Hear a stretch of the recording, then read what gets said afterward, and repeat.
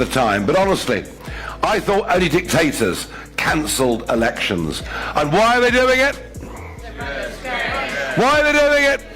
Because they're scared out of their lives of what reform is going to do at the ballot box on May the 1st. Kier Starmer and the Labour Party have tried everything they can to cancel the upcoming local elections. They're terrified of the crushing defeat that is waiting for them. But with the election set to happen, Starmer has resorted to desperate tactics to either steal a victory or sabotage the results. Nigel Farage has exposed the truth behind Starmer's plan, revealing the underhanded methods that Labour hoped you wouldn't notice. So, what exactly did Farage uncover in this video? Firstly, big political change is coming to the north of England. It is happening. And it's certainly happening here in Doncaster, where the political map is going to be completely reshaped on May the 1st. And boy, do the Labour Party not know it. They know what's coming, and so they are resorting to some pretty low tactics. Labour senior figures, Wes Streeting was one, the Health Secretary, suggesting that if Reform take power, it's going to cost you 15 grand to get a hip replacement. All I would point everyone to is our contract with the people, which we published last year before the general election, which is still valid, in which we say we want an NHS as it was originally devised to be free at the point of delivery, but we are utterly convinced that it's failing in terms of its funding model. Indeed, the more money we put in, the less we seem to get out. And we want to look at how we can make a more efficient and... Let's take a closer look. Nigel Farage opens up by warning that political change is coming, which will shake Labour's stronghold areas in the north of England. He reveals Labour's desperation, admitting that they are already resorting to dirty tricks because they are aware of the looming defeat. Farage makes it clear that Starmer is not leading a political party anymore. He is leading a sinking ship. Farage emphasizes that the man who pretends to be a champion of the people is now using smear campaigns because he knows the public is getting ready to reject him. Labour isn't just facing an election. They are facing a reckoning for decades of betrayal. That one of the reasons you can't get a GP appointment is that in the course of the last 10 years, and wait for this number, 7.2 million people, foreign-born people, have registered with GPs. That is the scale of mass immigration into Britain and explains much of the pressure. Farage mocks Labour's health claims, particularly targeting Wes Streeting's desperate lies. Labour ministers are spreading panic, claiming that reforming the National Health Service, NHS, will result in privatisation and force people to pay £15,000 for things like hip replacements. Farage calls these ideas nothing but fantasy, pointing out that Labour isn't just lying, they're spewing panic because they are so scared of losing. Starmer is using old scare tactics because he has no real solutions to offer. We're also getting the Russia conspiracy. Just because 12 or 13 years ago I said I respected Putin but didn't like him, suddenly you'd think I'm his right-hand man. It's all lies, lies, lies, but when Labour lie, it means they're in trouble. He's treating voters as if they're foolish, hoping that by telling lies, especially to pensioners, he can salvage his crumbling political position. Farage calls this pathetic and insulting. It shows that Labour under Starmer believes the working class is gullible enough to be scared into submission. Farage delivers another strong blow by revealing how the healthcare system is being overwhelmed. Nigel Farage didn't even turn up to the debate in Parliament today. Nigel Farage is fawning over Putin. That's not patriotism. That is not what working people need. What I've done is take the duty of Prime Minister seriously, which is to ensure that our citizens are safe and secure, and this decision is made to ensure that they are safe. He points out that 7.2 million foreign-born people have signed up to UK General Practitioner (GP) services in just 10 years, which is contributing to long waiting times for the British public. He blames this on Labour's mass migration policies. But they're in trouble with something else too, and that's way before Trump tariffs, the state of the economy. The truth is, if it wasn't for huge borrowing, if it wasn't for massive increases in the population, we would be in recession already. And it's quite stunning to think that at the moment, a job is being lost every 9 minutes in this country. And it's happening mostly in retail and in hospitality because, frankly, the Reeves budget is just becoming unaffordable for too many employers, small and medium-sized in particular.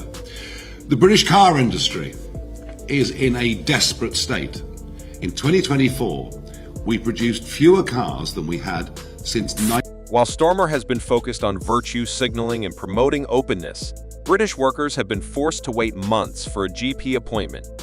Farage accuses Labour of selling out the healthcare system for cheap headlines and cheap labour, all while lying and blaming others for the problem. Farage calls this national vandalism, and he asserts that Starmer's fingerprints are all over it. 54. And much of this is a result of Boris Johnson, Theresa May, and other Conservative leaders putting electric vehicle mandates, and if manufacturers don't meet them, they get fined up to 20,000 a car. They don't meet their targets. So we've got a really serious, potentially terminal situation with our car industry. And frankly, when it comes to vans, commercial electric vans, they just don't work. So it's up to consumers what cars they want to buy, not governments. And we're learning that lesson. And Starmer, our Prime Minister, will give a speech in the West Midlands this afternoon in which he says the fines will be reduced from 20,000 to 15,000. Well, kind of so what? There'll be some exemptions for Aston Martin and one or two of the smaller manufacturers, and hybrids can go on to 2035.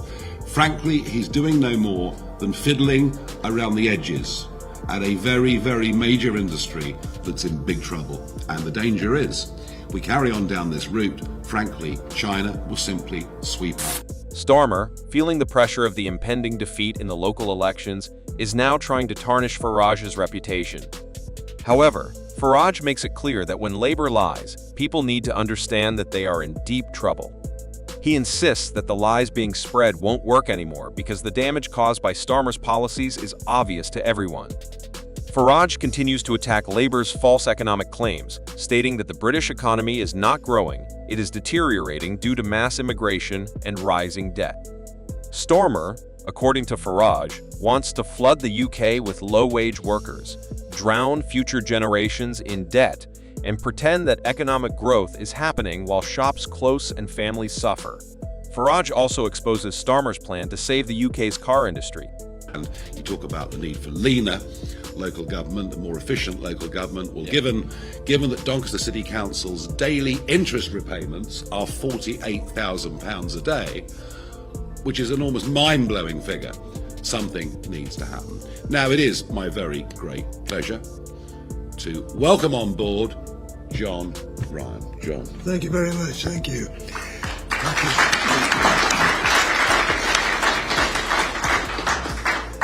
First of all, I'd like to say I'm a very proud Doncastrian, although I have not lived in the borough for many years.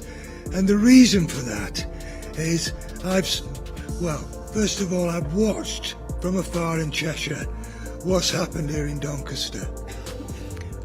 First I saw it with the football club that was destroyed in the 1990s, and I actually had to take it up 1998, and I hope one or two of you were there when the day at Wembley in 2008 we beat Leeds United in front of 80,000. Any Leeds fans, hard luck. And we brought Doncaster Rovers back onto the map, and that's been taken on by Terry Bramall now, and we look like getting another promotion this year. And that's great from the football perspective.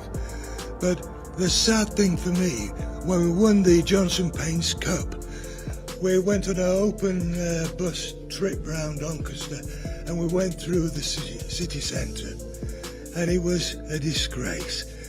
Gambling shops, the odd pub, charity shops and closed down shops. Farage describes Starmer's proposal to cut fines on electric vehicles, EVs, by a few £1,000s while the entire industry is collapsing.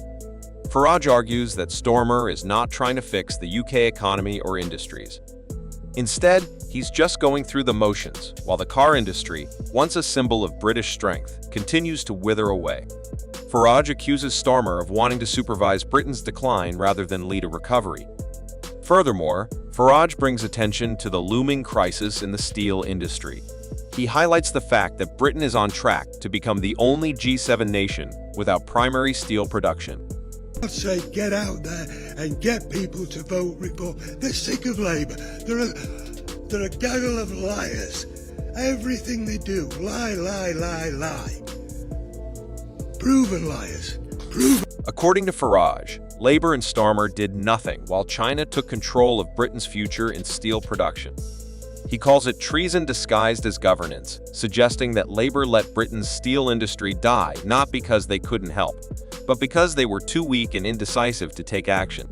Farage sarcastically notes that Starmer talks about national sovereignty, yet Britain can't even produce its own steel anymore. This town centre then, it was bustling. Look at the market. I used to love going around the market. What a fantastic, it's probably the best market in the north of England. Look at it now. Complete wilderness, along with the town centre. And that's decade after decade after decade of Labour rule in this city. It's wrong, and yet some people still vote for them. Talk about turkeys voting for Christmas. They don't think, do they?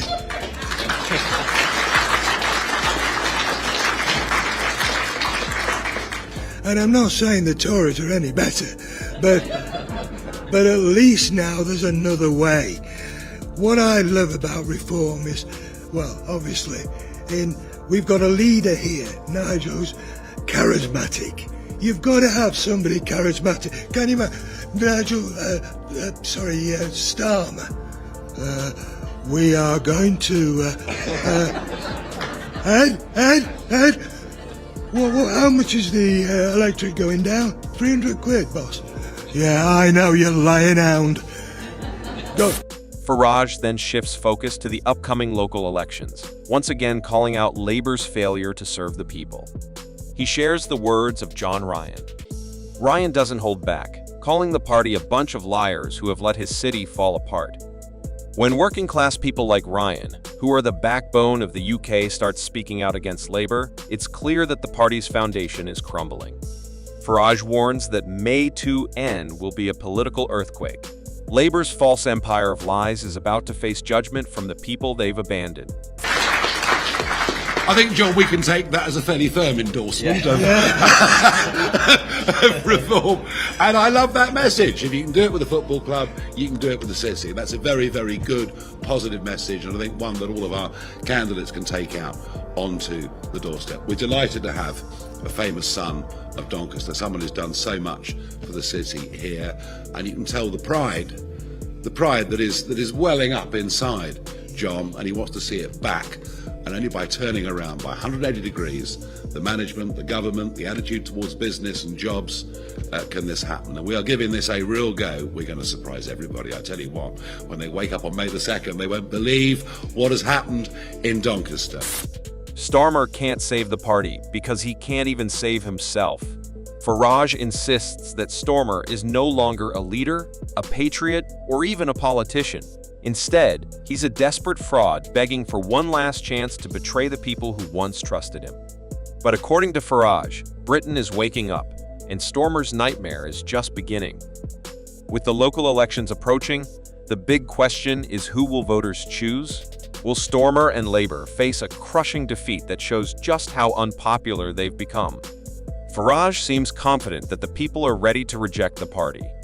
In fact, he wonders if Reform UK will dominate the local election. What do you think? Do you believe that Starmer and Labour are heading for a major defeat? Leave your thoughts in the comments below. If you want to watch more videos like this, don't forget to like and share the video, and subscribe to get more updates on British politics and the ongoing changes in the country. In conclusion, Farage's critique of Starmer and Labour's policies paints a grim picture of the current state of the UK under Labour's leadership. He accuses Starmer of being out of touch with the people, using lies and fear to try to cling to power, and ultimately failing to address the real issues facing the country. Whether or not the public will hold Starmer accountable in the local elections remains to be seen, but Farage's message is clear: the people are waking up, and change is coming.